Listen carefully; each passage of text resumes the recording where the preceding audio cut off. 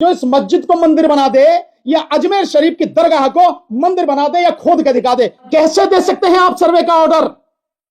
और कैसे उस ऑर्डर को आप सही ठहरा सकते हैं जब ये कानून कह रहा? अबे विष्णु शंकर या और भी कोई, क्या इस कानून से बड़ा है तू? या तेरे जैसे जितने भी हैं कि कानून से बड़े हैं, वो क्या देश कानून से चलेगा या तेरे सपने से चलेगा या किसी के सपने से चलेगा?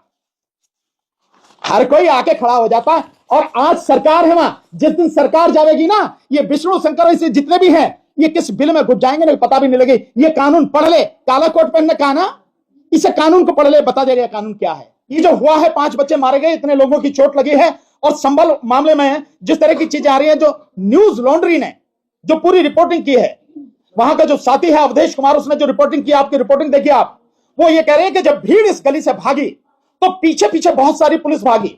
अब भीड़ तो निकल गई, लेकिन पुलिस वाले जो हैं उन घरों में जाके उनके दरवाजे तोड़ के, उनकी खिड़कियां तोड़ के, उनमें रखा हुआ सामान, चाहे वो वॉशिंग मशीन हो या कुछ भी हो, उनको तोड़कर और वहां ढूंढ रही है। किसी को, आप किसी के घर में घुस रहे तो आप कम से कम खिड़की दरवाजा खटखटाएंगे तो सही, भाई कोई है। और यही नहीं, आप देखिए एक महिला जो कह रही है, महिला कह रही है कि मेरी बेटी को खींच कर ले गए। पूछा कहां है? चंदौसी थाने में रखा हुआ है। बेटी को खींच के ले गए। अरे उसका क्या कसूर था? घर में से उस बेटी को ले गए, एक बेटी को ले गए, और वो कह रही कि उस औरत को भी ले जा रहे थे, लेकिन उसका बच्चा छोटा था तो उसको छोड़ के कभी इसे रहने दो, इसका बच्चा छोटा है। मतलब इस कदर बेशर्मी, उनका क्या कसूर है? ये पुलिस वाले कह रहे हैं। और जो एक लड़का हॉस्पिटल में भर्ती है, वो कह रहा है कि हमें ये कहा कि तुम्हें बचने का यही है। पुलिस वाले ये क्या कहेंगे उनको धमकी देके कि तुम्हारे बचने का यही है कि 10-10 लोगों के नाम बताओ और कंप्लेंट तुम्हारी तरफ से होगी, तुम्हारी तरफ से कंप्लेंट होगी। यानी फर्जी कंप्लेंट करा रहे हो। और जब एसएसपी से वो पूछ रहा तो एसएसपी कह रहा कि 7 एफआईआर हुई है। अरे घटना एक है तो 7 एफआईआर कैसे होंगी भाई? और उसमें ये मजेदार बात बता रहा कि 4 एफआईआर जो हैं वो लोगों की तरफ से हैं और 3 एफआईआर पुलिस की तरफ से हैं। और एक और आपने देखा होगा उसी वीडियो में एक बात है कि जो जिस शाही मस्जिद पर झगड़ा हुआ है, एक लड़के को गोली वहां नहीं मारी गई, एक लड़के को दूसरी जगह मारी गई। कैसे मारी गई? दूसरी जगह झगड़ा तो वहां हो रहा था। क्या ये सारे सवाल नहीं है? क्या ये गंभीर सवाल नहीं है? लोगों को जिस तरह से मारा गया है, जिस तरह से सारी चीजें हुई हैं, और पुलिस वालों को भी चोट लगी, ये घटना जिसके लिए कलेक्टर, एसएसपी, ये सारे लोग जो, और सबसे ज्यादा जिम्मेदार वो अदालत जिसने आदेश किया सर्वे का। लेकिन अब कोर्ट में से कहा जा रहा है कि जो एएसआई है, एएसआई के अनुसार तो उस जामा मस्जिद में एएसआई के अंडर आता है तो उसमें कुछ कंस्ट्रक्शन या कुछ मॉडिफाई नहीं कर सकते, लेकिन उसमें मॉडिफिकेशन है। मॉडिफिकेशन की बात ही नहीं है भाई। नहीं, अब तो आप जो चाहे तर्क दे दो आप भाई, तर्क आपके हैं। क्या बाकी जो लोग हैं उन्होंने जाके देखा है कि तुम जो कह रहे हो? ये तो डिटेल जांच का विषय है, चर्चा का विषय है। दिखा भाई तेरे पास क्या सबूत है? वो तो नहीं है ना। और जब आप हो भी रही है, माना आप सर्वे कर रहे हैं, तो रिपोर्ट आप कैसे पब्लिक कर सकते हैं? आप कैसे सारी चीज कर सकते हैं? और कैसे सर्वे टीम के साथ में वो भीड़ जा सकती है जो जय श्याम के नारे लगा रही है? कोई नियम कायदा कानून तो होगा। अगर कहीं किसी को भेजा जा रहा है सर्वे के लिए, एएसआई की टीम जा रही है, तो वो सरकारी अधिकारी कर्मचारी हैं, वो जा सकते हैं। चलो अगर हो गया। हालांकि ये कानून बिल्कुल स्पष्ट रूप से मना कर रहा है, ये कानून गैर कानूनी काम हो रहा, पर उनके साथ में भीड़ के जाने का क्या मतलब है? कैसे जा रही है भीड़?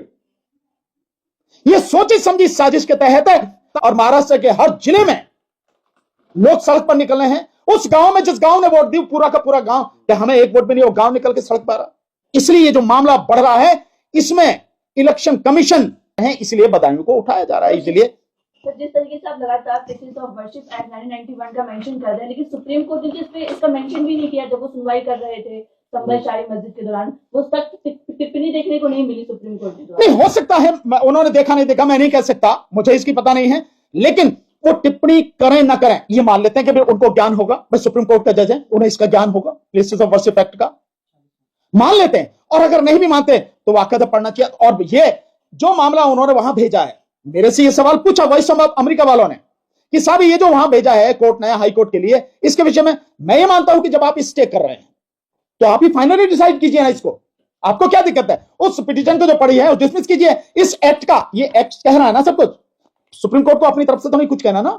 ये कानून है, सुप्रीम कोर्ट को कानून लागू करवाना। तो ये कानून जब कह रहा है, इस कानून का हवाला देते हुए आप तुरंत वो जो पिटीशन पड़ी है उसको खारिज क्यों नहीं करते? वो सारी प्रोसीडिंग्स खारिज क्यों नहीं करते आप उसको?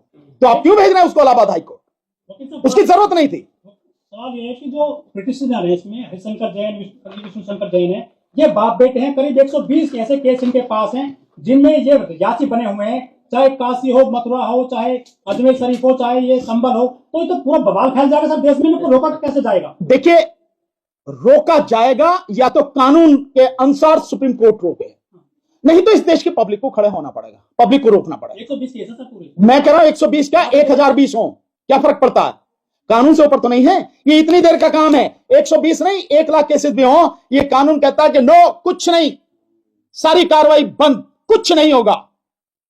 और मैं कह रहा हूं ये मैंडेटरी प्रोविजन है, सेक्शन 3 और सेक्शन 4 के मैंडेटरी प्रोविजन है। और करता ये दोनों जो बाप बेटे कर रहे हैं, इन्हें पकड़ के जेल में डाल देना चाहिए, 3 साल तक की सजा और जुर्माना है, ये करना चाहिए, इनका काम ये करना चाहिए। कोर्ट का काम है ये कि जो इस देश में बवाल खड़ा करने की कोशिश कर रहे हैं, पर क्यों कर रहे हैं? इसके पीछे है आरएसएस।